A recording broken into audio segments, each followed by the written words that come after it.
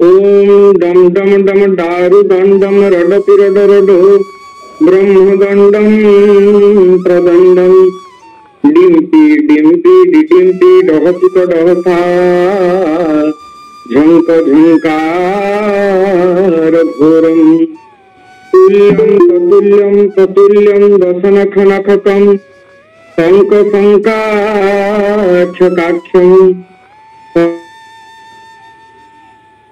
हर हरिहं पातु मां नारसिंहं पातु मां नारसिंहं। जय जय जगन्नाथ जय जय जगन्नाथ जय जय जगन्नाथ। कालिया शांत महाप्रभु कोटियोड़िया मौड़मणि जगतर नाथ जगन्नाथ बलियार भुज पुरुषोत्तम भक्तवत्सल भावग्राही महाप्रभु उपस्थित मोर कथा को शुणुवा मोर बड़ बड़ भाई माने मोर ज्ञानी माँ मैंने एवं समस्त छोट भाई भौणी जो मैंने उपस्थित रही वेबिनार जरिया कथा श्रवण कर महाप्रभुंर कथा शुणुंट समस्त भगवान जगन्नाथ स्वरूप मनकर रामचरित मानस न्याय क्या राममय सबजत जानी प्रभु प्रणाम जोड़ीजुग पानी महाप्रभु एवं मांकर शक्ति मनकर समस्त चरणार बिंदे मोर अनंत कोटि भूय भूय प्रणिपात। आज एक सुंदर विषय वस्तु रही जहाँ महाप्रभु जगन्नाथ अनेक विषय वस्तु मध्य महाप्रभुंर लीला महाप्रभुंर नीति महाप्रभुंर जानी यात्रा महाप्रभुंर ऐतिह्य महाप्रभु संबंध में रचना कर लेखा किंवदंती एवं भक्त चरित्र ये समस्त विषय को नहीं महाप्रभुंर जो जगन्नाथ संस्कृति इतने गारिमामय निजे महाप्रभु होती गारिमामय पुरुष कर्तुम अकर्तुम अन्यथा कर्तुम जे सबू करिपारंती जे विचित्र कर्मा से महाप्रभुंर सबुठ सावलील सुंदर एवं महत्वपूर्ण अंगटी होउची महाप्रभुंर भक्त चरित्र। तेणु आज एक सुंदर विषय वस्तु आमर आलोच्य विषय जहाँ होती भक्तराज भक्त श्रेष्ठ भक्त शिरोमणि ये व्यतिक्रम स्वतंत्र स्थान अधिकार कर महाप्रभुंर भक्त मानकर तालिका होती भक्त श्रेष्ठ सालवेग जहांकर नाम शुणा मात्र के साधारण ओडिया कहीं विश्व दरबार रे समस्त जगन्नाथ प्रेमी श्रद्धालु समस्त मथा चरणार बिंदे नहीं जाए महाप्रभु मन पड़ जाती सालवेगर नाम शुणु शुणु महाप्रभुंर जो सुंदर लीला समूह महाप्रभुंर भक्त वत्सलता ये सब बारी हो पड़े सालवेगर ना केवल शुणा मात्र के। तेणु से सुंदर विषय आम आज आलोच्य विषय महाप्रभुंर जो भक्त मान तालिका रही भक्त मान तालिका मध्य सालवेग सर्व अग्रणीय भक्त जी व्यतिक्रम स्वतंत्र व्यतिक्रम किभली भाव स्वतंत्र समस्ते आंधे माने जानती जो माने भगवान जगन्नाथ महाप्रभु कोटियोड़िया मणिकर मौड़मणिकर जो अनुगत से समस्ते महाप्रभुंर कृपा कैबल्य को पाई था जरिया महाप्रभुंर महाप्रसाद जरिया दर्शन जरिया महाप्रभुंर स्पर्श जरिया महाप्रभुंर लागी महार्द जहाँ सी प्रसाद महाप्रसाद हो पारती महाप्रभुंर नाकचुणा नाकवासी नथ आज्ञामाला इत्यादि हो पारती महाप्रभुंर वस्त्र हो पारती पट्टबागन बाना हो पारती चंदन लगी छिट हो पारती महाप्रभुंर अंतवस्त्र हो पारती ये जरिया महाप्रभुंर आम स्पर्श समस्त अनुभव करें ये व्यतिक्रम कौन निजे भक्तराज सालवेग अनेक रचना निजे कही जगन मु जगन होता कारण मते महाप्रभुंर मंदिर भितर पशिबा मन एमती कि लिखिं बापा मो जगन माता मो ब्राह्मणी ଏକୁଳେ ଜନ୍ମିଲି ହିନ୍ଦୁ ନଛୁଏ ମୋ ପାଣି କହୁଛନ୍ତି ସୁନ୍ଦର ଭାବରେ ଯେ ମୁଁ ହିନ୍ଦୁ କୁଳର ନୁହେଁ, ମା ମୋର ବ୍ରାହ୍ମଣୀ, ବାପା ମୋର ହଉଛନ୍ତି ଜଗନ, ତେଣୁ ମୁଁ ନା ବ୍ରାହ୍ମଣ ନା ହିନ୍ଦୁ ମାନଙ୍କ ମଧ୍ୟରେ ଯାଉଛି ନା ମୁଁ ମୁସଲିମ ମାନଙ୍କ ମଧ୍ୟରେ କଣ ଯାଉଛି। ତେଣୁ ମୋର ହାତରେ ସ୍ପର୍ଶ ହୋଇଥିବା ପାଣିକୁ କୌଣସି ହିନ୍ଦୁ ମାନେ ମଧ୍ୟ ଗ୍ରହଣ କରନ୍ତି ନାହିଁ, କିନ୍ତୁ ମହାପ୍ରଭୁ ଜଗନ୍ନାଥ ଯାହା ଭିତରେ କୌଣସି ଜାତିଭେଦ ନାହିଁ, ସେ ଜାତିଭେଦ କରନ୍ତି ନାହିଁ। ସେ ନୁହେଁ ମୁଁ ରାଜ୍ୟର ନୁହେଁ ଭାରତର, ଓଡିଶାରେ ଅଛି ସତ ସକଳ ଧର୍ମ ମୋହଠାରେ ଠୁଳ ନୁହେଁ ଜଗତର ନାଥ। ଯେତେ ଧର୍ମ ଅଛି, ଯେତେ ତତ୍ଵ ଅଛି, ଯେତେ ଚିନ୍ତନ ଅଛି, ଯେତେ ଭଗବତ ଧାରା ଅଛି, ସେ ସବୁକୁ ଅତିକ୍ରମ କରି ମୁଁ ବ୍ୟତିକ୍ରମର ଦେବତା, ମୁଁ ସମସ୍ତଙ୍କୁ ଅତିକ୍ରମ କଲା ପରେ ମୁଁ ଏକ ସ୍ୱତନ୍ତ୍ରତା ପରିପ୍ରକାଶ କରିଛି, ଯେଉଁଥିରେ ଯିଏ ମତେ ଲେଶ ମାତ୍ର ମତେ ଭଲ ପାଏ, ଶ୍ରଦ୍ଧା କରେ, ଭକ୍ତି କରେ, ମୁଁ ତାକୁ ମୋ ଆଡକୁ ଟାଣି ନିଏ ଏବଂ ତାକୁ ମୋର ଚରଣାରବିନ୍ଦରେ ମୋର ହୃଦୟରେ ସ୍ଥାନ ଦିଏ। ତେବେ ଆପଣ ମାନେ ସମସ୍ତେ ଶାଲଗ୍ରାମଙ୍କ ବିଷୟରେ ଶୁଣୁଛନ୍ତି। ଶାଲଗ୍ରାମ କଥା ଆମେ ଆରମ୍ଭ କରିବା। ଶାଲଗ୍ରାମଙ୍କର ପିତା ଲାଲବେଦଙ୍କ ଠାରୁ କିଭଳି ଭାବରେ ତାଙ୍କର ମାତା ବ୍ରାହ୍ମଣୀ ହେଲେ, କିଭଳି ଭାବରେ ଶାଲବେଦ ଯବନ କୂଳରେ ଜନ୍ମ ହେଲେ, ତାଙ୍କର କଣ ରହିଛି ଇତିବୃତ୍ତି। ତେବେ ଆପଣ ମାନେ ସମସ୍ତେ ଜାଣନ୍ତି ଓଡିଶା ହେଉଛି ଏକ ସ୍ୱତନ୍ତ୍ର ମାଟି, ଯେଉଁଠାରେ ବହୁ ଗାରିମାମୟ ଇତିହାସ ରହିଛି। ଓଡିଶାର ଐତିହ୍ୟ ପଛରେ ଯେଉଁ କବି ମାନଙ୍କର ଅନେକ ପ୍ରଥା ରହିଛି, ସେ କବି ମାନଙ୍କ ଭିତରେ ଆମେ ଲକ୍ଷ୍ୟ କଲେ ସମସ୍ତେ ଜାଣିପାରିବା ଦୀନ କୃଷ୍ଣ ଦାସ ଏହି ଓଡିଶାର କବି ଅଭିମନ୍ୟୁ ସାମନ୍ତ ସିଂହାର ଉପ ଇନ୍ଦ୍ର ଭଞ୍ଜ କବିଙ୍କ ସମ୍ରାଟ କବି ଶାଲବେଦ ବଳଦେବ ରଥ ଓଡିଶାର କବି ଜଗତେ ପ୍ରଖ୍ୟାତ। ଏହି କଥା କାଳ କାଳ ରହିଲା, ଆମେ ସେହି ଓଡିଶାର ପିଲା, ଯେଉଁ ଓଡିଶାର ଦେଶ ବିଦେଶରେ ଦରିଆ ସେପାରେ ବେପାର ଥିଲା, ଆମେ ସେହି ଓଡିଶାର ପିଲା। ଆପଣ ମାନେ ଜାଣନ୍ତି ଓଡିଶାର ଏକ ଗାରିମାମୟ ଇତିହାସ ରହିଛି, ଯେଉଁ ଇତିହାସରେ କବି ମାନଙ୍କର ସ୍ଥାନ ଅନ୍ୟତମ ଏବଂ ସ୍ୱତନ୍ତ୍ର। ଯେଉଁ ସମୟରେ ମୋଗଲ ମାନଙ୍କର ଓଡିଶାରେ ଏକ ସମୟ ଥିଲା, ଯେଉଁ ସମୟରେ ଓଡିଶାର ଗଜପତି ସାମୟିକ ସମୟ ପାଇଁ ଦୁର୍ବଳ ହୋଇ ପଡିଥିଲେ। ଓଡିଶାର ଶାସନତନ୍ତ୍ର ସମ୍ପୂର୍ଣ୍ଣ ଭାବରେ ପରିଚାଳିତ ହେଉଥିଲା ମୋଗଲ ମାନଙ୍କ ଦ୍ଵାରା।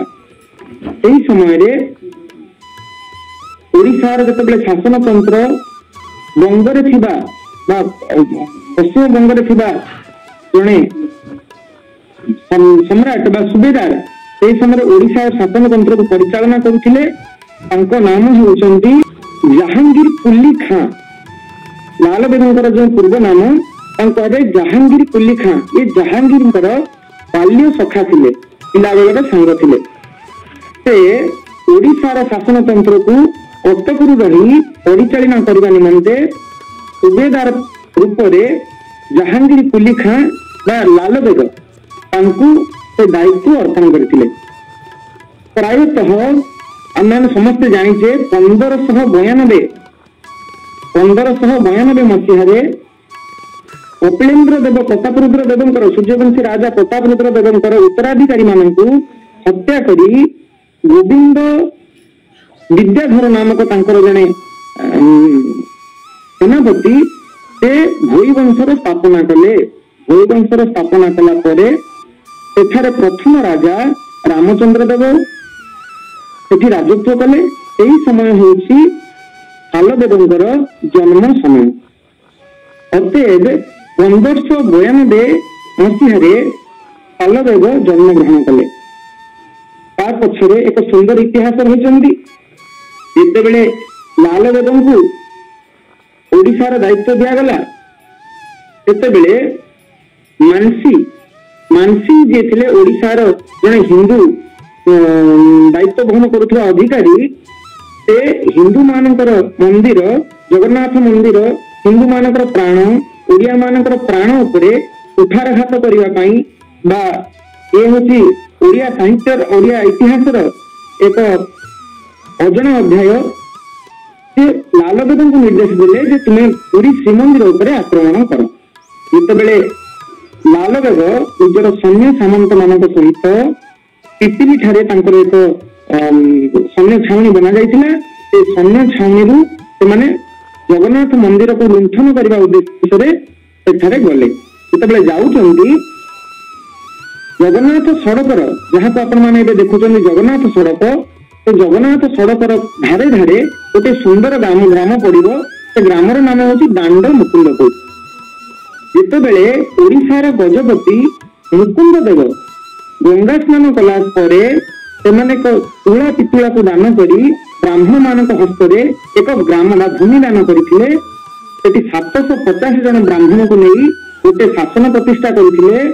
ସେ ଶାସନରେ ସେମାନେ ଯେଉଁ ବ୍ରାହ୍ମଣ ମାନଙ୍କୁ ରଖେଇଥିଲେ ସେମାନଙ୍କୁ ଶାସନ ବ୍ରାହ୍ମଣ ବା ସାମନ୍ତ ବ୍ରାହ୍ମଣ ବୋଲି କୁହାଯାଉଥିଲା। ଏକ ସୁନ୍ଦର ଗ୍ରାମ ବସେଇଲେ। ସେ ଗ୍ରାମର ନାମ ଥିଲା ଦାଣ୍ଡ ମୁକୁନ୍ଦପୁର। ମୁକୁନ୍ଦ ଦେବଙ୍କ ଗଜପତି ମୁକୁନ୍ଦ ଦେବଙ୍କ ନାମରେ ସେ ଯୋଉ ଗ୍ରାମଟିର ନାମ ଦାଣ୍ଡ ମୁକୁନ୍ଦପୁର ହେଲା। ସେହି ଜାଗାରେ ବ୍ରାହ୍ମଣ ଶାସନର ଜଣେ ସୁନ୍ଦରୀ କନ୍ୟା, ଯିଏ ବାଲ୍ୟ ବିଧବା, ବାଲ୍ୟ ସମୟରେ ତାଙ୍କର ବିବାହ ହୋଇସାରିଥିଲା, ସେ ତା ପର ମୁହୂର୍ତ୍ତରେ ବିଧବା ହୋଇଯାଇଥିଲେ। ଏହି ସମୟରେ ଜଣେ ବାଲ୍ୟ ବିଧବା ଜଗନ୍ନାଥ ସଡ଼କର ଧାରେ ଧାରେ ଗୋଟେ ସୁନ୍ଦର ପୁଷ୍କରିଣୀ ଅଛି ଦାଣ୍ଡ ମୁକୁନ୍ଦପୁରର ଗ୍ରାମର ଛାତି ମଧ୍ୟରେ।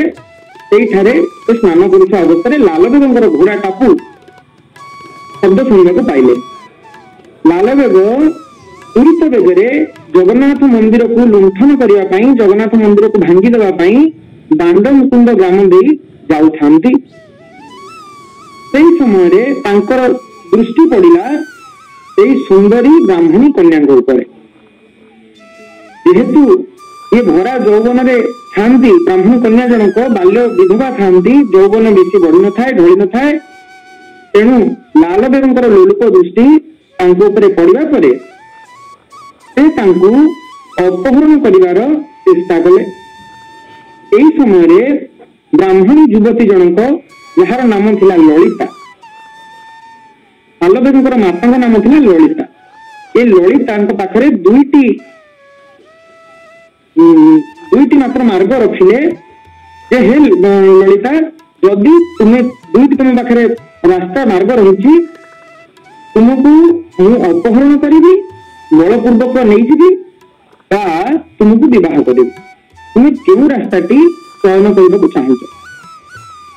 ତେବେ ଲଳିତା ତାଙ୍କ ପାଖରୁ ପଳେଇ ଯିବାର ଚେଷ୍ଟା କରିଛନ୍ତି। କିନ୍ତୁ ଅନେକ ସୈନ୍ୟ ମାନଙ୍କର, ଯେତେବେଳେ ଲାଲବେଗଙ୍କର ଅନେକ ଆଧିପତ୍ୟ ଥାଏ ଓଡିଶାରେ, ଅନେକ ମୋଗଲ ସୈନ୍ୟ ମାନେ ଓଡିଶାକୁ ଘେରିକି ରହିଥାନ୍ତି, ସେତେବେଳେ ଗଜପତିଙ୍କର ସାମ୍ରାଜ୍ୟ ଥାଏ ଖୋର୍ଦ୍ଧା ଗଡରୁ ଯାଇ ପୁରୀରେ ପାଇକ ମାନେ ସୁରକ୍ଷା ଦେବା ସମ୍ଭବ ହଉନଥାଏ।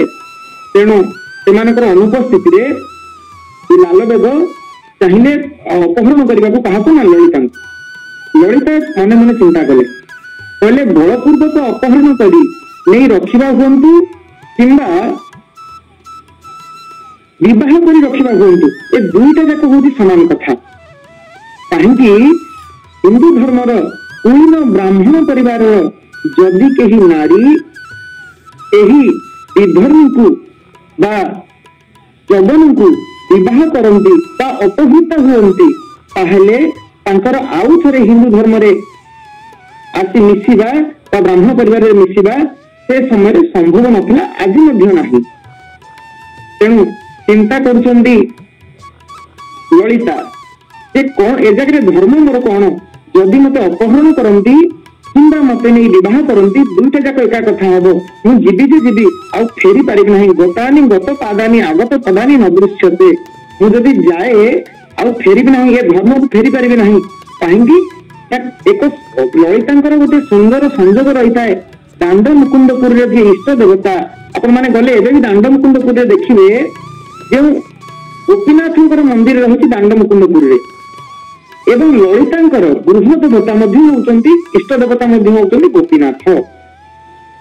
ଆପଣ ମାନେ ସମସ୍ତେ ଗୋଟେ ଜଗନ୍ନାଥ ସଂସ୍କୃତିର ଗୋଟେ ସୁନ୍ଦର କଥା ଜାଣନ୍ତି ଯେ ମହାପ୍ରଭୁ ଜଗନ୍ନାଥ ଚତୁର୍ଦ୍ଧା ବିଗ୍ରହ ସହିତ ନୀଳ କନ୍ଦରରେ ନିବାସ କରନ୍ତି। ପ୍ରଭୁ ବଳଦେବ ବୁଦ୍ଧ୍ୟାಂ ଶୋଭିତ ଲାଙ୍ଗଳମ୍ ଆଉ ଏବଂ ମାତା ସୁଭଦ୍ରା ଏବଂ ପ୍ରଭୁ ଜଗନ୍ନାଥ एवं सुदर्शन सहित चतुर्धा विग्रह रूप में रत्न सिंहासन विराजमान कर किंतु जो ग्राम मानकरे ओडिशार अनेक प्रदेश में महाप्रभु जगन्नाथ केवल एकाकी गर्भगृह विराजमान करती जगन्नाथ कहुए नहीं। जो महाप्रभु जगन्नाथ स्वयं निजे एकांत एकुटिया विराजमान करती दधि रावण किंबा गोपीनाथ किंबा पतित पावन बोली संबोधन करा जाए। तेणु दांड मुकुंदपुर जो महाप्रभु अच्छा से जगन्नाथ एकाकी हेले से होती गोपीनाथ। गोपीनाथ शब्द कहला मात्रे राधा कृष्ण को साधारण भावना आसे किंतु जगन्नाथ एकाकी विग्रह को गोपीनाथ कह जाए। तेणु ललिता जी होती इष्ट देवता सी होती गोपीनाथ।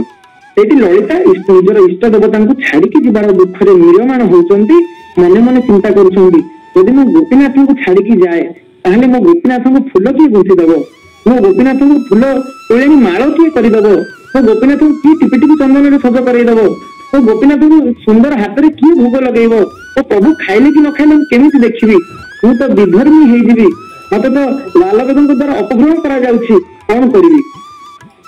देखु ओडिया जातिर स्वतंत्रता ओडिया जातिर इतिहास रे कथा नुआ नुहे अनेक गजपति माने पूरी श्रीमंदिर रक्षा पाई नारी मान निकट में शरण पशुंट ज्ञानी बापा माने अनेक नारी आपण माने जिबे श्रीमंदिर उत्तर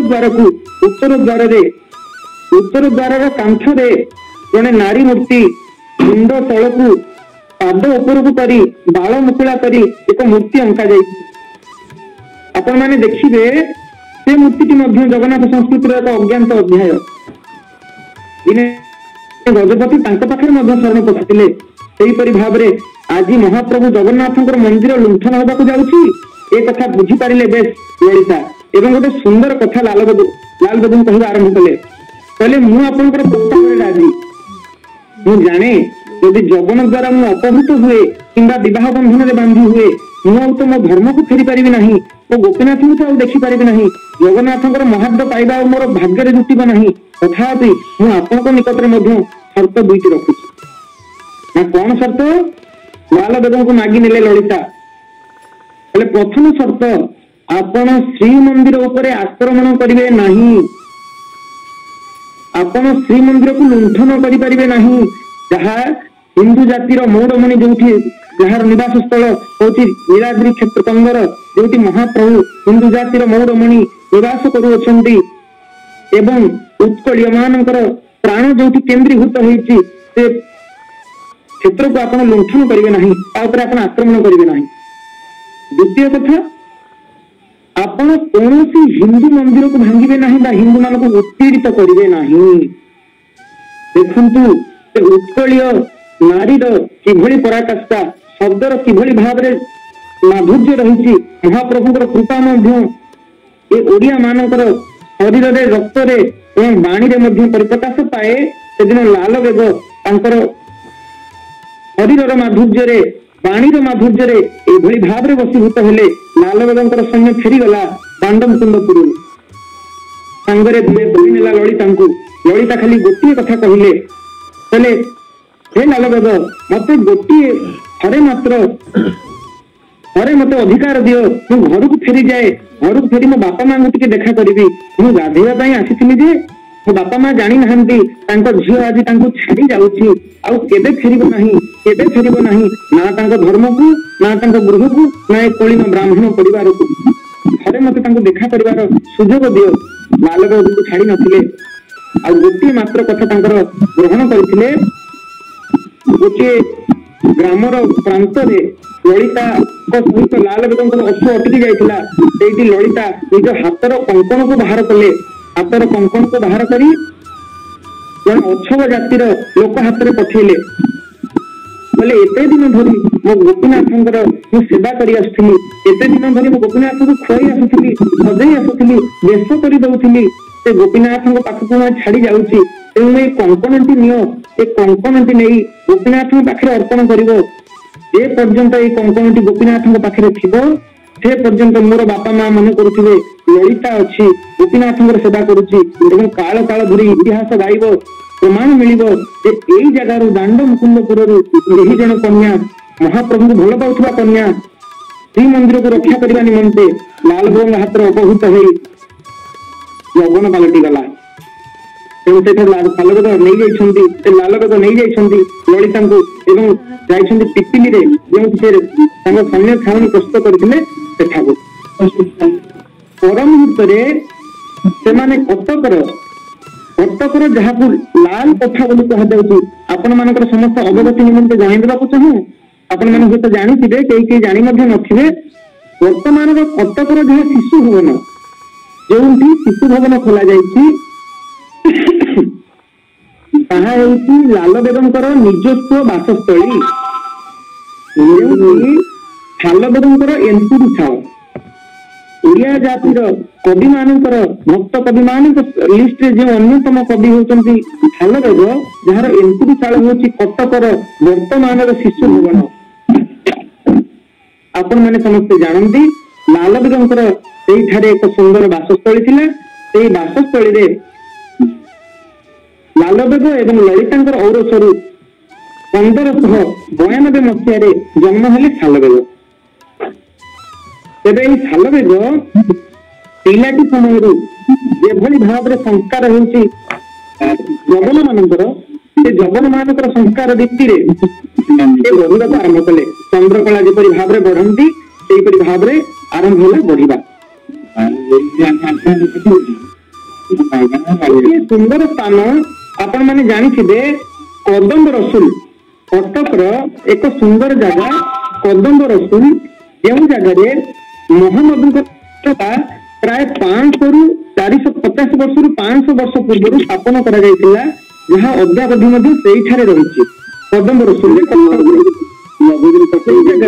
वर्तमान लाल महल बोली कहुए तेणु से जगह सालबेगर जन्म ग्रहण हो संपूर्ण मुस्लिम रीतिनीति बढ़ी आसिले आपण मैंने समस्त जानी सालबेगर संस्कार मुस्लिम मत है किंतु महाप्रभु जगन्नाथ सहित संबंध किभली भाव है एक ट्विस्ट यह एक परिवर्तन किभली भाव में परिवर्तन है जब लालबेग को बंगरू निर्देश आसला कि लालबेग फेरीजे बंग को किंतु छाड़गले क्या माँ ललिता सहित सालबेग ये सालबेग चंद्रकला परी बढ़ी युवक कैशोर परिपूर्ण हो जाऊँ युवक अवस्था पाद दौरान समय एक युद्ध डाकरा पड़ा 1610 मसीहा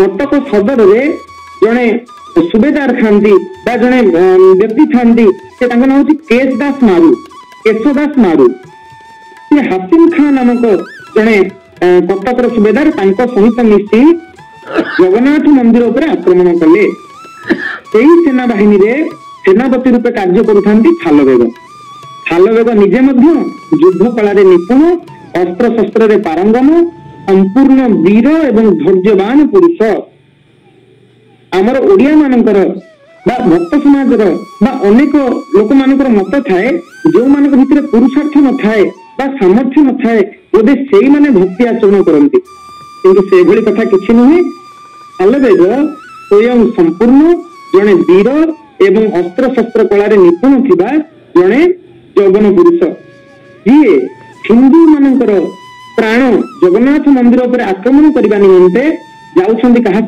ना हासिम खां एवं केशदास मारू तो निर्देशना जाउछंदी ये सालबेग जीवन में एक मोड़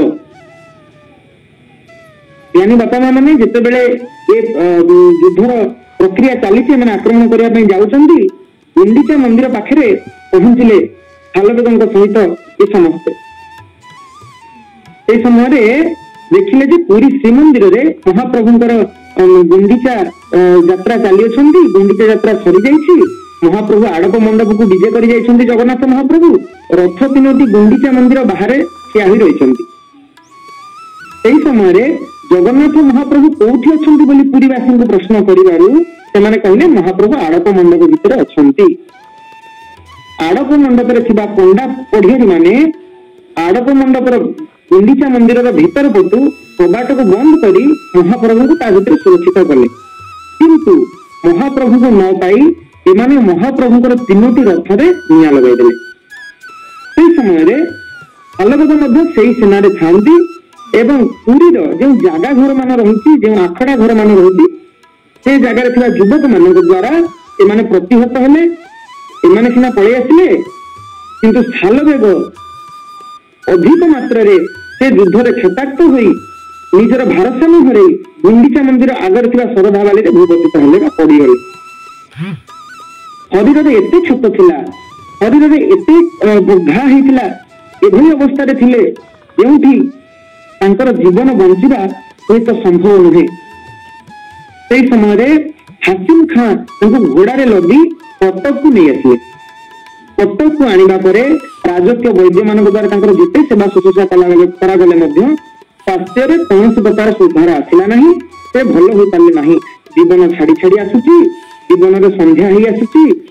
ସାଲବେଗ ହୁଏତ ଆଉ କିଛି ସମୟ ପରେ ମରିଯିବେ। ଜୀବନର ମୃତ୍ୟୁ ସମୟରେ ମାଙ୍କୁ ଡାକୁଛନ୍ତି ଲଳିତାଙ୍କୁ, ହେ ମା, ମୋ ଜୀବନର ଲକ୍ଷ୍ୟ କଣ ମୁଁ ଜାଣିପାରିଲି ନାହିଁ। ଆଜି ହୁଏତ ମରି ଯାଉଛି। ମହାପ୍ରଭୁଙ୍କ ଯିଏ କୋଟି ଓଡିଆଙ୍କର ମୌରମଣି, ଯିଏ ହଉଛନ୍ତି ଓଡିଆ ମାନଙ୍କର ପ୍ରାଣ, ହିନ୍ଦୁ ଜାତିର ମଥାମଣି, ତାଙ୍କ ମନ୍ଦିର ଉପରେ ଆକ୍ରମଣ କରିବାକୁ ଯିବାରୁ କଣ ମୋର ଏଇ ଅବସ୍ଥା ହେଲା କି? ମା ଲଳିତା ଯେହେତୁ ହିନ୍ଦୁ ମାନଙ୍କ ରୀତିନୀତିକୁ ଜାଣନ୍ତି, କୁଳୀନ ବ୍ରାହ୍ମଣ ପରିବାରର କନ୍ୟା, ସେ କହିବା ଆରମ୍ଭ କଲେ, କହିଲେ ହେ ସାଲବେଗ, ତୁ ମନ ଦୁଃଖ କରନା, ତୁ ବଞ୍ଚିବୁ। ମୋର ଇଷ୍ଟ ଦେବତା ତତେ ବଞ୍ଚେଇବେ, ମୋ ଗୋପୀନାଥ ତତେ ବଞ୍ଚେଇବେ। ମା, କିଏ ତୋର ଗୋପୀନାଥ? ଏଇ କାଠ ଖଣ୍ଡିଟା, ଏଇ କାଠ ଗଣ୍ଡିଟା, ହାତ ପାଦ ନଥିବା ଏଇ ଯୋଉ ମୂର୍ତ୍ତିଟା, ଇଏ କଣ ମା ବଞ୍ଚେଇ ପାରିବ? ଆ ଭିତରେ କୌଣସି ସାମର୍ଥ୍ୟ ଅଛି? ଇଏ କଣ ସତରେ ଦେବତା? ଏତେ ସୁନ୍ଦର ବିଷୟ ଶୁଣନ୍ତୁ ଜ୍ଞାନୀ ବାପା ମା ମାନେ। ଗୋଟିଏ ମରୁଭୂମିରେ, ବିଶାଳ ମରୁଭୂମିରେ ଯେଉଁଠି ପାଣିର ସ୍ପର୍ଶ ନାହିଁ, ପାଣିକୁ କେବେ ଦେଖି ନାହାନ୍ତି, ଭାବର ଧାରା କେବେ ପ୍ରବାହିତ ହେଇନି, ସେଇ ଜାଗାରେ ପ୍ରଥମ କରି ଜ୍ଞାନର, ବୈରାଗ୍ୟର, ଭକ୍ତିର ବୀଜ ବପନ କରୁଛନ୍ତି ଲଳିତା ଏବଂ ଦଉଛନ୍ତି କଣ ନା ଶ୍ରଦ୍ଧାରୂପୀ ବାଡ଼ି, ଯେଉଁଠି ଗଛଟି ପଲ୍ଲବିତ ହବ। କହିଲେ ମୋ ଗୋପୀନାଥ ତତେ ନିଶ୍ଚୟ ବଞ୍ଚେଇବେ। ତୁ ଦେଖ, ଏଇ କାଠ ଗଣ୍ଡି ଦିନେ ଜୀବନ ପାଇବ, ଏଇ କାଠ ଗଣ୍ଡି ତତେ ବଞ୍ଚେଇବ। ଏଇ ପରିପ୍ରେକ୍ଷୀରେ ମା ଲଳିତାଙ୍କ ଦ୍ୱାରା ସାଲବେଗଙ୍କୁ ଗୋଟିଏ ମନ୍ତ୍ର ଦିଆଗଲା। ସେ ମନ୍ତ୍ରଟି ଯାହା ଜଗନ୍ନାଥ ମହାପ୍ରଭୁଙ୍କର ବୀଜ ମନ୍ତ୍ର ରୂପରେ ପରିଗଣିତ ବା ସମସ୍ତେ ତାଙ୍କୁ ଜାଣନ୍ତି। ମନ୍ତ୍ରଟି କଣ? ଓಂ କ୍ଲିಂ କୃଷ୍ଣାୟ ଗୋବିନ୍ଦାୟ ଗୋପୀଜନ ବଲ୍ଲଭାୟ ନମଃ। ତାହା କହିଲେ ତାହା ଆହୁତି ମନ୍ତ୍ର ହୁଅନ୍ତି, ନମ କହିଲେ ତାହା ଜପ ମନ୍ତ୍ର ହୁଅନ୍ତି। ଓಂ କ୍ଲିಂ କୃଷ୍ଣାୟ ଗୋବିନ୍ଦାୟ ଗୋପୀଜନ ବଲ୍ଲଭାୟ ନମଃ। ଆପଣ ମାନେ ସମସ୍ତେ ଜାଣନ୍ତି ମହାପ୍ରଭୁ ଜଗନ୍ନାଥ ଏବଂ ଗୋବିନ୍ଦ ଇଏ ହଉଛନ୍ତି ଏକ। ମହାପ୍ରଭୁଙ୍କ ଠାରେ ଅନେକ ଭକ୍ତ ରାଧାକୃଷ୍ଣଙ୍କର ସମ୍ମିଳିତ ଅଙ୍ଗ ବୋଲି ବର୍ଣ୍ଣନା କରିଛନ୍ତି। ଆପଣ ମାନେ ଜାଣନ୍ତି ଗୋଟେ ଶାସ୍ତ୍ରର ସୁନ୍ଦର ଶ୍ଲୋକ, ବରାହ ପୀଡ଼ାଭିରାମଂ ମୃଗମଦ ତିଳକଂ କୁଣ୍ଡଳାମ କ୍ରାନ୍ତ ଗଣ୍ଡಂ କଞ୍ଜାକ୍ଷಂ କମ୍ବୁକଣ୍ଠଂ ସ୍ମିତ ସୁଭଗ ମୁଖୈ ସ୍ୱାଧରେ ନ୍ୟସ୍ତବେଣୁଂ ଶ୍ୟାମଂ ଶାନ୍ତଂ ତ୍ରିଭଙ୍ଗಂ ରବିକର ବସନಂ ଭୂଷିତಂ ବୈଜୟନ୍ତୀ ବନ୍ଦେ ଶ୍ରୀ ବୃନ୍ଦାବନସ୍ଥ ଯୁବତୀ ଶତଭୂତଂ ବ୍ରହ୍ମ ଗୋପାଳ ବେଶଂ।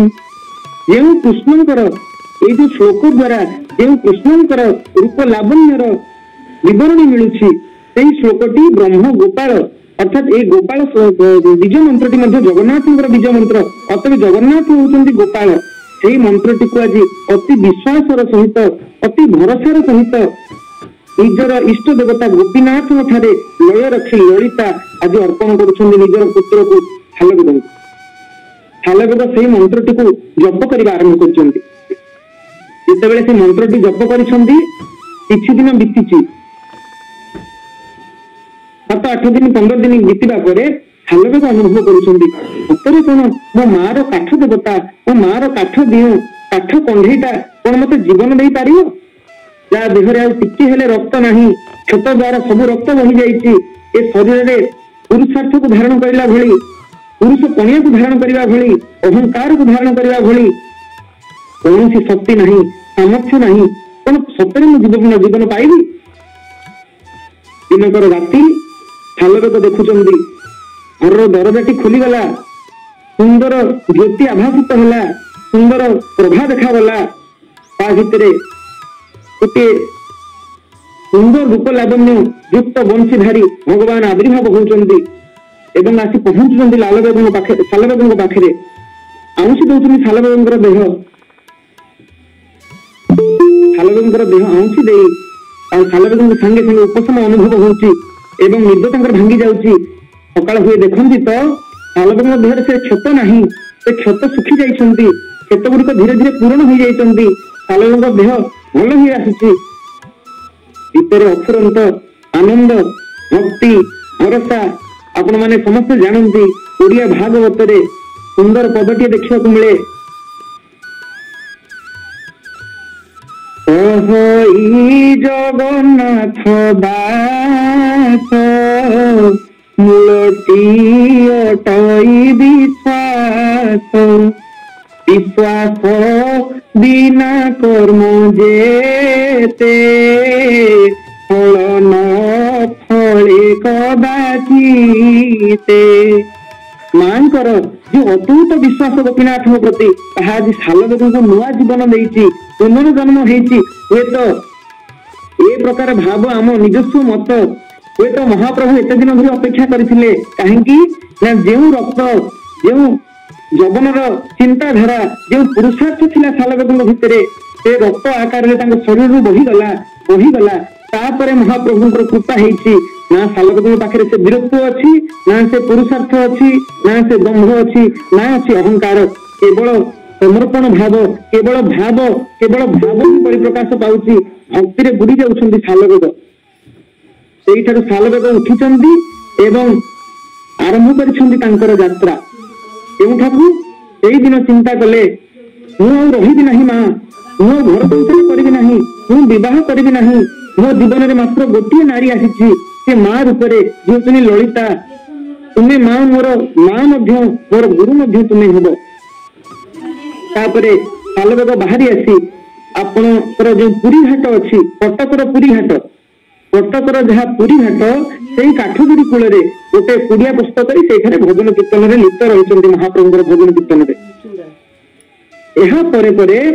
चिंता कले जे मु पुरी जीवी कहीं जदि कई वैष्णव हवाक चाहती गुरु ठारू कर्ण मंत्र नवाक पड़ो गुरु मंत्र बिना कहीं साधु ही न पारे तेणु गुरु खोजी खोजी जिते अवश्य होती कौन लोक मंत्र देवाई मना कर तुम्हें जड़े जगन्नाथ पुत्र होमर वैष्णव हबार कौन योग्यता ना तेरे माँ पाखे पहुंची दुख जन ललिता आउ गोटे मंत्र देती महामंत्र हरे कृष्ण कृष्ण कृष्ण हरे हरे हरे राम राम राम हरे हरे यही मंत्र दीक्षित कर सालवेग माँ ललिता कहीं से 1500 मसीहा बीती जाती हरे कृष्ण महामंत्र नाम ओडिशा रे गुंजरण होउची सब जगह रे तो सेही मंत्र दीक्षित होला परे सालवेग आसचंती नीलाचल धाम सालवेग जीवन रे 3 जण गजपति जाइछंती प्रथम गजपति होउचंती रामचंद्र देव द्वितीय गजपति होउचंती द्वितीय पुरुषोत्तम देव तृतीय गजपति होउचंती नरसिंह देव ए नरसिंह देवଙ୍କ समय रे सालवेग आसचंती पुरी माटी को जेतेबेले पुरी माटी को आसचंती से महाप्रभु उद्देश्य रे कलमटी अति मात्रा रे लिखि उठिला महाप्रभुଙ୍କର गुण रूप लावण्य महाप्रभुଙ୍କର जो भक्त प्रति करुणा भक्त वत्सलता जो भावग्राही रूप सब सुंदर भाव वर्णना करने आरंभ कले सालवेग आपण मैंने जो जिते सालवेग आसी पहुंची पुरी रे प्रथम दृश्य कौन देखुंट ना कालिया शांते नीलकंदर मौरमणि कोटि सिंह पराक्रम जो प्रभुंकर सी ଗଜ ଭଳି ସୁନ୍ଦର ଭାବରେ ହଲି ହଲି ଝୁଲି ଝୁଲି 22 ପାହାଚରେ ଓହ୍ଲାଉଛନ୍ତି। କେଉଁ ସମୟ ନା ଆଷାଢ ଶୁକ୍ଳ ଦ୍ୱିତୀୟା ତିଥି, ଯେଉଁ ତିଥିରେ ମହାପ୍ରଭୁ ରତ୍ନ ସିଂହାସନକୁ ଛାଡି ବିଜେ କରୁଛନ୍ତି ଭକ୍ତମାନଙ୍କ ଗହଣକୁ। କି ସୁନ୍ଦର ଠାଣି, ସୁନ୍ଦର ନେତ୍ର।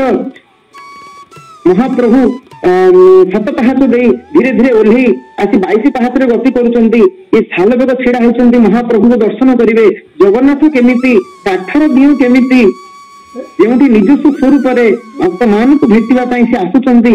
ତେଣୁ ଇଏ ଯୋଉ ଅରୁଣ ଖମ୍ବର ହେଇଛନ୍ତି, ଅରୁଣ ଖମ୍ବର ପଶ୍ଚାତ ଭାଗରେ ବାହାର ପଟେ ରହି ମହାପ୍ରଭୁଙ୍କୁ ଅବଲୋକନ କରୁଛନ୍ତି। ମହାପ୍ରଭୁ 22 ପାହାଚର ଉପର ଭାଗରେ ଧୀରେ ଧୀରେ ଓହ୍ଲାଉଛନ୍ତି। ଚାଲୁଛନ୍ତି କେମିତି ନା ପହଣ୍ଡି ପକଉଛନ୍ତି। ମହାପ୍ରଭୁ ଯୋଉ ପାହୁଣ୍ଡ ପକଉଛନ୍ତି, ପାହୁଣ୍ଡ ପକେଇ ପକେଇ ମହାପ୍ରଭୁ ଯାଉଥିବାରୁ ତାକୁ ପହଣ୍ଡି ବୋଲି କୁହାଯାଏ।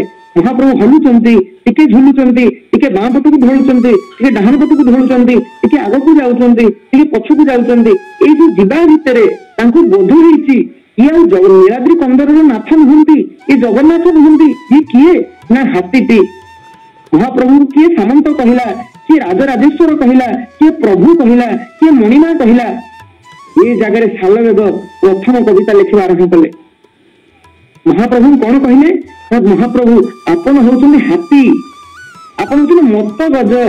ହାତୀଟି ପାଗଳ ହେଇଗଲେ ଯେଭଳି ହଲି ହଲି ଝୁଲି ଝୁଲି ମତ ଗଜ ଚାଲିରେ ଚାଲନ୍ତି, ଆପଣ ସେଇଭଳି ଭାବରେ ହଲି ହଲି ଝୁଲି ଝୁଲି ଆସୁଛନ୍ତି। ମହାପ୍ରଭୁ ପ୍ରଥମ ରଚନା ଲେଖିଲେ, आहे नील शैल प्रबल मत बारण, प्रबल मत बारण, मुआरत नलिनी जनकु कर दलन, आहे नील शैल गजराज चिंता कला खाई मोर जलेण, चक्र पेशी नक्र नासी उद्धारिल आपण, आहे नील शैल। ज्ञानी बापा माँ माने ଶାଲବେଗଙ୍କର ଯେତେ ରଚନା ରହିଛି, ପରାର୍ଦ୍ଧ ରଚନା ବୋଧେ ଥିବ, ଲକ୍ଷ୍ୟ ରଚନା ମଧ୍ୟ ଥିବ, ଛୋଟ ଛୋଟ ପଦ କତିରୁ ଆରମ୍ଭ କରି ବଡ ବଡ ପଦ ପର୍ଯ୍ୟନ୍ତ ଅନେକ ରଚନା ଲେଖିଲେ ମହାପ୍ରଭୁଙ୍କ ବିଷୟରେ। ମହାପ୍ରଭୁ ଆପଣ ଏମିତି ନୁହଁ, ଆପଣ ସେମିତି, ଆପଣ ଏମିତି ହେଇପାରିବେନି, ଆପଣ ସେମିତି ହେଇପାରିବେ। ଏଇ ନ୍ୟାୟରେ ମହାପ୍ରଭୁଙ୍କୁ ପ୍ରଥମ କରି ଏହି ଜଣେ ଯବନ ଓଡିଆ ନୁହଁ, ମହାପ୍ରଭୁଙ୍କ ସଂସ୍କୃତିକୁ ଜାଣିନି, ମହାପ୍ରଭୁଙ୍କ କେବଳ କୃପା ହେଇଛି ତା ଉପରେ, ମହାପ୍ରଭୁ ତାକୁ ଛୁଇଁ ଦେଇଛନ୍ତି। ତେଣୁ ମହାପ୍ରଭୁ କହନ୍ତି, ଭାଗବତ ସୁନ୍ଦର ଭାବରେ ଏକ ପଦ ଦିଅନ୍ତି, ନିଜକୁ ହୋଇ ସଦୟ ଜ୍ଞାନତା ହୃଦୟରୁ ଉଦୟ। ଶାଲବେଗଙ୍କର ଜ୍ଞାନ ଅଭ୍ୟୁଦୟ ହେଇଛି। ସେ ମହାପ୍ରଭୁ ଦେଖି ସୁନ୍ଦର ପଙ୍କ୍ତି ଲେଖୁଛନ୍ତି, ହେ ମଣିମା ଆପଣ ମତ ଗଜ ହାତୀ ପରି, ମୋର ଯୋଉ ଆରତ ରୂପକ ନଳିନୀ ଅଛି, ପଦ୍ମବନ ଅଛି, ମୋର ଯୋଉ ଦୁଃଖ ଅଛି, ଜଞ୍ଜାଳ ଅଛି, ତାକୁ ପ୍ରଭୁ ଆପଣ ଦଳି ପକଉଛନ୍ତି, ଦଳି ପକଉଛନ୍ତି ବା ଦଳି ପକାନ୍ତୁ ମହାପ୍ରଭୁ। ମୁଁ ଆଉ କିଛି ଚାହେଁ ନା, କିଛି ଚାହେଁ ନା, ଆପଣଙ୍କ ପଦରେ ଲୀନ ହେଇଯିବା ମୋର एकमात्र ଆବଶ୍ୟକତା। ତାପରେ ମହାପ୍ରଭୁ ସୁନ୍ଦର ଭାବରେ ଯାଇଛନ୍ତି, ରଥଯାତ୍ରା ତାଙ୍କର ହେଇଛି। ଶାଲବେଗଙ୍କୁ ମାତ୍ର ବର୍ଷଟିରେ 6ଟି ଦିନ ସୁଯୋଗ ମିଳେ ମହାପ୍ରଭୁଙ୍କର ଦର୍ଶନ କରିବା ନିମିତ୍ତ। ଜ୍ଞାନୀ ବାପା ମାନେ ଆପଣ ମାନେ ପ୍ରଶ୍ନ ପଚାରିବେ ଯେ ମହାପ୍ରଭୁଙ୍କ ଦର୍ଶନ ଶାଲବେଗ କେଉଁ 6ଟି ଦିନ କରନ୍ତି? ଯେହେତୁ ଶାଲବେଗ ହଉଛନ୍ତି ଯବନ, ତାଙ୍କୁ ମନ୍ଦିର ଭିତରକୁ ପ୍ରବେଶ ନିଷେଧ, ସେ ଭିତରକୁ ଯାଇପାରନ୍ତି ନାହିଁ।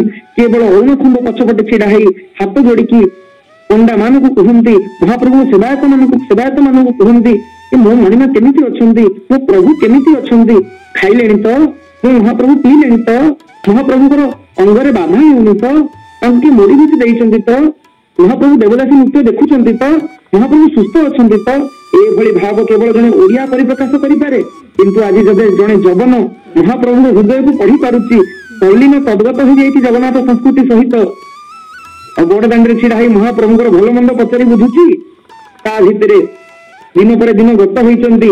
6ଟି ଦିନ ମାତ୍ର ଶାଲବେଗଙ୍କୁ ମହାପ୍ରଭୁଙ୍କର ଦର୍ଶନ କରିବାର ସୁଯୋଗ ମିଳେ। ପ୍ରଥମ ଦିନଟି ହେଉଛି ସ୍ନାନ ପୂର୍ଣ୍ଣିମା, ପ୍ରଥମ ଦିନ ହଉଛନ୍ତି ସ୍ନାନ ପୂର୍ଣ୍ଣିମା, ଦ୍ୱିତୀୟ ଥର ହଉଛନ୍ତି ଗୁଣ୍ଡିଚା, 3 ନମ୍ବର ଦିନଟି ହଉଛନ୍ତି ବାହୁଡା, 4 ନମ୍ବର ଦିନଟି ହଉଛନ୍ତି ଏକାଦଶୀ ତିଥି, ଯାହା ହଉଛନ୍ତି ସୁନାବେଶର ତିଥି। 5 नंबर तिथि होउछन्ती अधरपणा ता द्वादशी तिथि। 6 नंबर दिनटी होउछन्ती नीलाद्रि विजय ता त्रयोदशी तिथि। ए 6टी दिन केवल शालवेदन को अधिकार मिले जे महाप्रभु से दर्शन करें कहीं पतित पावन तो महाप्रभु यही 6 दिन पतित मान को पावन करने त्रैलोक्य मोहिनी नेत को हलई हलई झुले झुले उड़े उड़े महाप्रभु घर घर नाड़ कर नंदी घोष रथरे जाती भक्त मान को दर्शन देवा निमित्त। शालवेदन सुंदर उक्ति बाहर महाप्रभु आपण मो आपण क्या आसुंच जाने ना आपण इंद्रविघ्न महाराज को कंद पुराण उत्कल खंड पुरुषोत्तम महात्म्य कहीं निर्देश देते आषाढ़ शुक्ल द्वितीय तिथि रथ यात्रा करने से कथा मुझे जाने ना महाप्रभु मु केवल एति जाने आपण जब बड़दाण्ड को आसुंच महाप्रभु केवल मो आसुंच कहीं शालवेदन उक्ति शुणु ज्ञानी बापा माँ मैंने कहले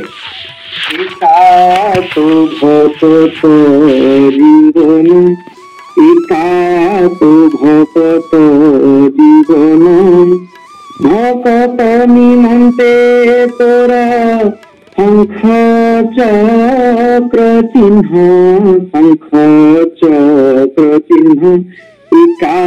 भक्त जीवन कहले एमती दियो कोठी अच्छी वर्ष को थरे जे पदा को आउची हे महाप्रभु एमती ठाकुर कोठी अछंती सारा पृथ्वी रे खोजी आसिले जो देवता थरे गर्भगृह भितर बसी जाती मणिमा सी बाहर को आसती ना कि आपण मो भली एक अधीन को देखा केवल बाहर को आसुंच ये भाव प्रकाश करुँच पुणी कहते भक्त सहित आपणकर संबंध किपरि महाप्रभु जानती ना कि भक्त तो माता पिता भक्त तो बंधु भक्त तो माता पिता भक्त तो बंधु भक्त हितरे तोर नाम कृपा सिंधु एका तो भक्त जीवन शास्त्र कहले तुमैव माता च पिता तुमैव बंधु च सखा तुमैव विद्यां द्रविणं तुमैव सर्वं मम देव देव। हे महाप्रभु आपण मोर माता आपण मोर पिता आपण मोर बंधु आपण मोर सखा आपण मोर सर्वस्व यही कथा शालवेदन निज भाव में प्रकाश करते। हे मणिमा आपणकर भक्त हूँ माता भक्त हूँ महाप्रभु बड़दाण्ड को ओह्लई आसुंच खाली से मणिमा आपण को ये कहती आपण पक्षे भक्त मैंने पड़ती किंतु एक कथा सत नुहे प्रभु मु आपन को जानी मो भली जड़े जवन हिन आपण ताकू देखापी मुझे आपण पाखक जापरि महाप्रभु आपण बड़देव छाड़ी मो पाखक आसुंच सुंदर उक्ति लिखिले धेनु पछे पछे बछा गमे क्षीर लोभे धेनु पछे पछे बछा गमे क्षीर लोभे भक्त पछरे तुही खाऊ से ही भावे एका तो भक्त जीवन एका तो भक्त जीवन। महाप्रभु आपणकर भक्त होती गाई हुए आपण होती बाछुरी ये एमती भाव किए महाप्रभु सहित भाव भाव जोड़ी तेणु जगन कवि महाप्रभु कौन उपलब्धि कले कौन मन भीतर महाप्रभु भाव बुझिले। महाप्रभु तो ज्ञान रे मिलंती महाप्रभु तो तत्व रे मिलंती महाप्रभु तो सांख्य योग कर्म योग ज्ञान योग ये सब योग मिलंती नहीं जदिबा मिलंती जदिबा ये अंग थाए तेरे ज्ञान भक्ति नित्यंत मात्रा आवश्यक कारण महाप्रभु का ना ज्ञानग्राही नुहे कर्मग्राही नुहे सांख्यग्राही नुहे महाप्रभु का नाम हूँ भावग्राही भाव को महाप्रभु ग्रहण करती तेणु आज से भाव को सुंदर भाव में बुझी पार्टी शालवेद एवं महाप्रभु को कहते हे महाप्रभु आपण गाई पछरे बाछुरी जेपरी भाव में भावमान हुए आपण से भाव में धाउंट बड़दाण्ड को यानी बापा माँ मैंने आपण मैंने अपेक्षा करिसेंती शालवेदन से प्रसंग शुणिबे जो प्रसंग प्रति ओडिया जाने प्रति घरे घरे गुंजरित हुए से छोटिया कथा टी अल्प समय भितर कहूँ ये तो गोटे घंटार समय से समय भितर शालग्रामकर समस्त रचना समस्त भाव शालग्राम किपरि भाव महाप्रभु राधा कृष्ण रूप में जानती पूजा करती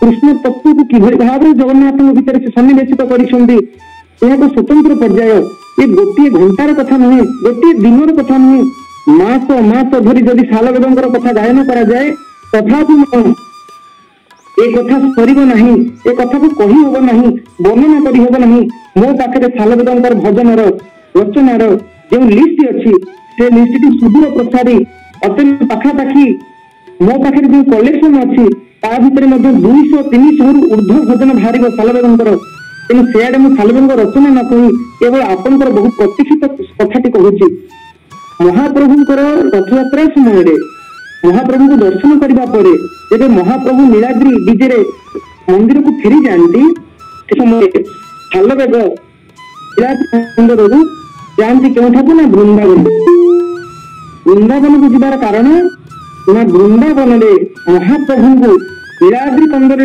महाप्रभु को राधाकृष्ण रूप से बांक बिहारी रूप से दर्शन करती वृंदावन जो गिरी परिक्रमा करती तेणु सेठाकू से जाती एवं पुणी थे जिते पहुंची जाए पार्वण समय रथयात्रा घोषयात्रा समय से फेरी आसती दिनकर कथा बढ़ी महाप्रभु जगन्नाथ महाप्रभु घोषयात्रा पाख हो जाए वृंदावन धाम को चली जाइछन्ति भक्त श्रेष्ठ शालग्राम तेणु सेठारु फेरुचन्ति सेतेबेले तो आज समय आज जो परिस्थिति गाड़ी घोड़ार समय ट्रेन रो समय सेतेबेले से भली अवस्था नथिबो तेणु से फेरुचन्ति पादरे चली चली कंटकित रास्ता बाघ भालू बाहरुचन्ति जेतिकी केवल दिन समय रे सूर्य लोकरे जेतिकी बाट यात्रा करहबो सेतिकी तापर यात्रा करबा संभव नुहे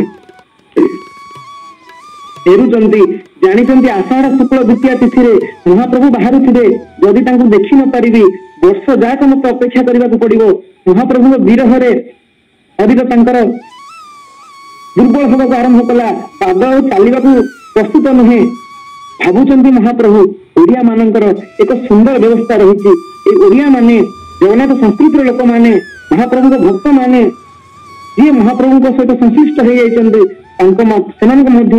अभियोग अभिमान राग ईर्षा महाप्रभु नहीं भल पाइबा श्रद्धा अनेकांश देखा मिले सी केमिति भक्त जहाँ भीतर अभिमान नहीं अभियोग नहीं से अभिमान अभियोग को सुंदर भाव में बुझी शालग्राम आज प्रथम कर अली करने आरंभ कले महाप्रभु मुझे को जानी आपण सहित मु अंगांगी भाव जड़ित महाप्रभु आपण मो रक्त रे अछंती मो निश्वास रे अछंती ओ विश्वास रे अछंती मु आपण को छाड़ी भिन्न कथा केबे देखिनी केबे भाबिनी महाप्रभु आपण को गोटे वर्ष छाड़ी मु रहिबी कि भई यदि आपण सत्य यदि शालग्राम सत्य यदि मोर भक्ति सत्य महाप्रभु आपण जो ठारे अछंती सेही ठारे अटकी जिबे शालग्राम को चाली चाली समय आसुची ता भितर महाप्रभुंकर घोषयात्रा सरी महाप्रभु बाहुड़ा यात्रा फेरुचंती सेही तिथि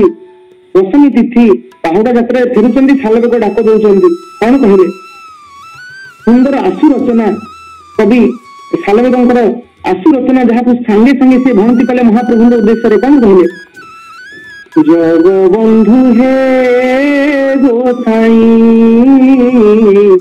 जगबंधु हे गोसाई तुम्भ श्री चरण बिनु अन्य गति नाही तुम्भ श्री चरण बिनु अन्य गति नाही जगबंधु हे गोसाई जगबंधु हे गोसाई भितर भाव आसुची मन में कल्पना करुछंती मन में चित्र गुड़िक भासी जाउची महाप्रभु किभଳି भाव में नंदीघोष रे बसी घर घर नादरे जाउथिबे रथ की सुंदर भाव में सज होइथिबो रथ चारि पाखे लंगे मुकुतार झोरा झलमल दिसुथिबे प्रभु चका डोला झलमल दिसुथिबे प्रभु चका डोला जगबंधु हे गोसाई जगबंधु हे गो गोसाई। आगे जाए बलभद्र मझे चांद मुंही, पछरे जाए कालिया गहल लगाई। आगे जाए बलभद्र मझे चांद मुंही, पछरे जाए कालिया गहल लगाई। पछरे जाए कालिया गहल लगाई। जगबंधु हे गोसाई, जगबंधु हे गोसाई। এই প্রকার ভাব প্রকাশ করছেন হে মহাপ্রভু। আপন সুন্দর ভাবে রথরে যাଉଥିବେ, ଆପଣଙ୍କର ନନ୍ଦୀ ଘୋଷ ସଜ ହୋଇଥିବ, ବଳଦେବଙ୍କର ତାଳଧ୍ୱଜ ରଥ ସଜ ହୋଇଥିବ, ମା କାମ୍ପିଲ୍ୟବାସିନୀ ସୁଭଦ୍ରାଙ୍କର ଦର୍ପଦଳନ ରଥ ସଜ ହୋଇଥିବ। କି ସୁନ୍ଦର ଭାବରେ ଆପଣ ଯାଉଥିବେ। ଏ ଅଧମର ଭାବ ନାହିଁ, ଏ ଅଧମର ଭାଗ୍ୟ ନାହିଁ। ସେ ମହାପ୍ରଭୁ ଆପଣଙ୍କୁ ଦେଖିପାରୁନି। ଗୋଟିଏ ବର୍ଷ ଆପଣଙ୍କର ବିରହ ସହ୍ୟ କରିପାରିବେନି ମହାପ୍ରଭୁ। ପ୍ରାଣ ଛାଡିଯିବ। ଆପଣ ଟିକେ ରହିଯାଆନ୍ତେନି ହେ ମହାପ୍ରଭୁ। ଯଦି ଆପଣଙ୍କର ଭକ୍ତ ମାନେ ସତ୍ୟ, ଯଦି ମୁଁ ସତ୍ୟ, ଯଦି ହେ ଜଗନ୍ନାଥ ଆପଣ ସତ୍ୟ, ଯଦି ଏ ଶାଲବେଗର ଭାବ ସତ୍ୟ, ଆପଣ ଯେଉଁଠାରେ ଅଛନ୍ତି ସେଇଠାରେ ଅଟକି ଯାଆନ୍ତୁ। ଆର୍ତ୍ତବାକ୍ୟ କଲା ଭକ୍ତଟିଏ ମହାପ୍ରଭୁଙ୍କ ପ୍ରତି। କଣ କହିଲା? 750 କୋଶ ଚାଲି ନ ପାର, ମୋହ ଯିବା ଯାଏ ନନ୍ଦୀ ଘୋଷେ ଥିବ ରହି। 750 କୋଶ ଚାଲି ନ ପାର, ମୋହ ଯିବା ଯାଏ ନନ୍ଦୀ ଘୋଷେ ଥିବ ରହି। मोह जीवा जाए नंदी घोष थिब रही। जगबंधु हे गोसाई,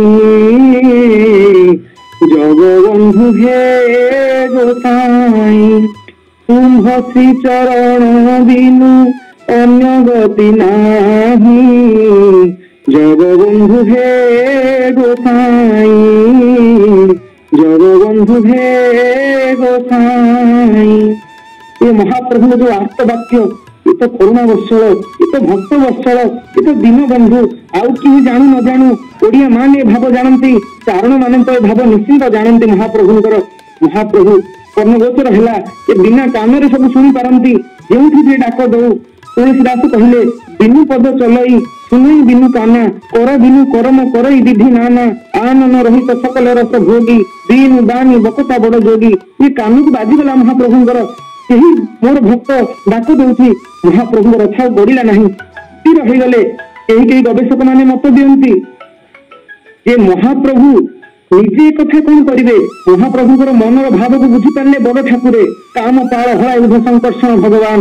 आपण माने समस्ते जानती महाप्रभु बलदेव को कहा जाए काम पाल, हली लांगली समुसली काम पाल महाप्रभु। सुंदर श्लोक कहागला बलदेव स्तुति रे। दुभ्याम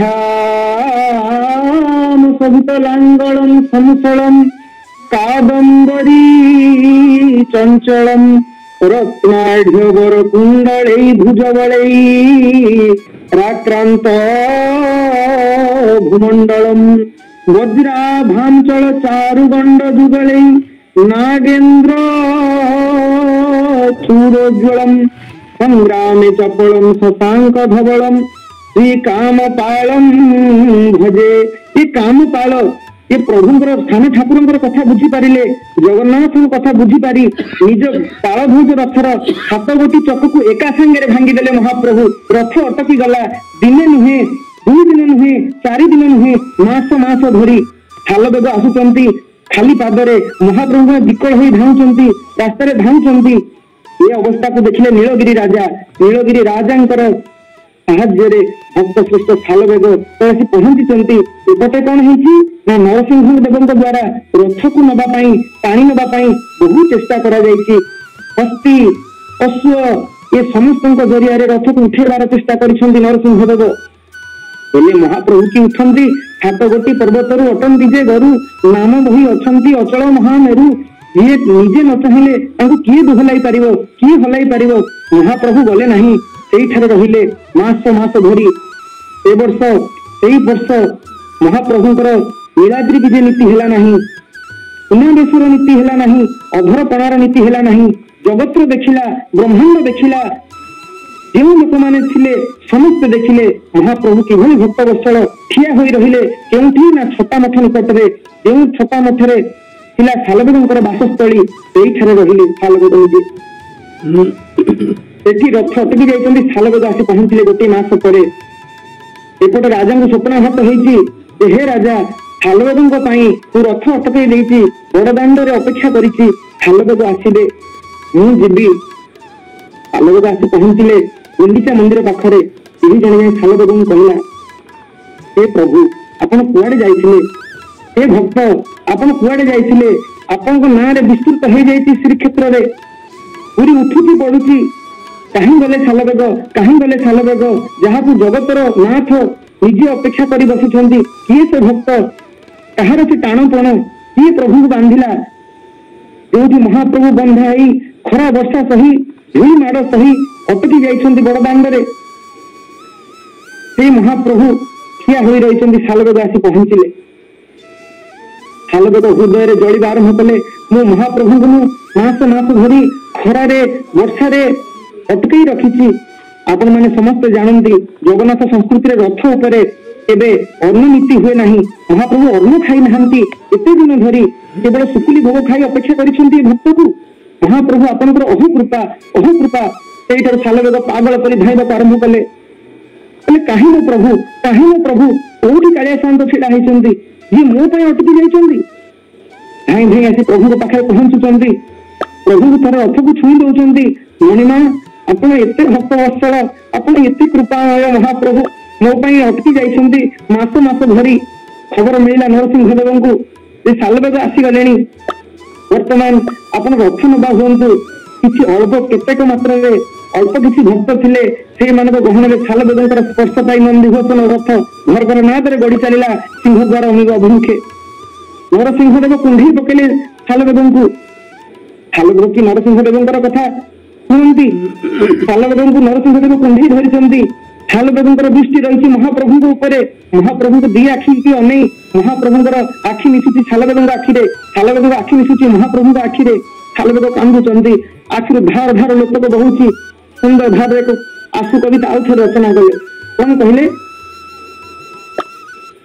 आहे रथ बर चढ़ा मुकरम एते पोड़ा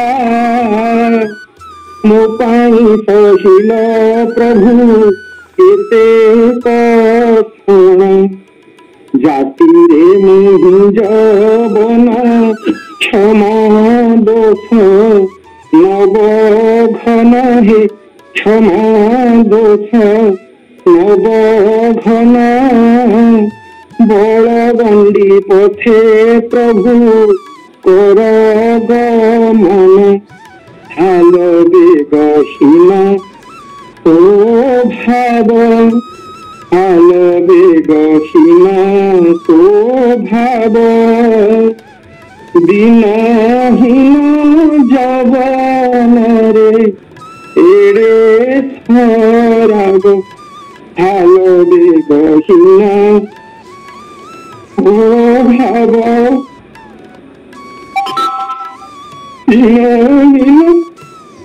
भगवत रे एड़े सराग